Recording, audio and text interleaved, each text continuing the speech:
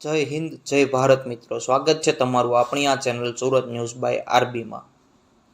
સુરત શહેરની daily update જાણવા માટે સબસ્ક્રાઇબ કરો અમારી આ ચેનલને.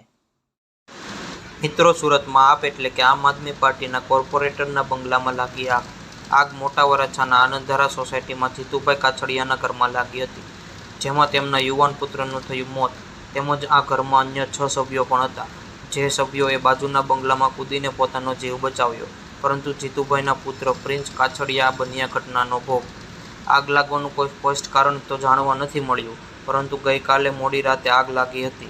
આવો જાણીએ ઘટનામાં હાજર રહેલા લોકોનું શું કહેવું છે. એના ઘરે રાત્રે કોઈ શોર્ટ સર્કિટથી લગભગ 2 વાગ્યાના સમયે પહેલા માળે આગ લાગી હતી. બધા બીજા માળે સૂતા હતા.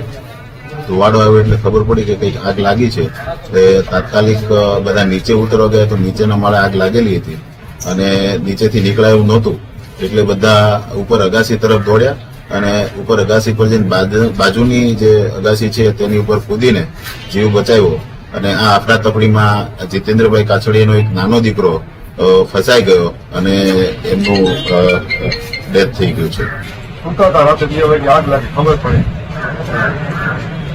અમદાવાદમાં ભાગરામ ભાગમાં એક છોકરો રહી ગયો અને બાકી બધા ઉપર ચડી ગયા. એક છોકરો નીચે નીકળી ગયો નીચેથી, અને બાકી અમે બધા ઉપર થઈને બાજુના ધાબા પર કૂદકા મારી નીકળી ગયા. બહાર ઉપર ગયા પછી ખ્યાલ જ એક છોકરો રહી ગયો, પણ બધાને બહાર કાઢવામાં એક છોકરો ફસાઈ ગયો, એ ન નીકળી શકે.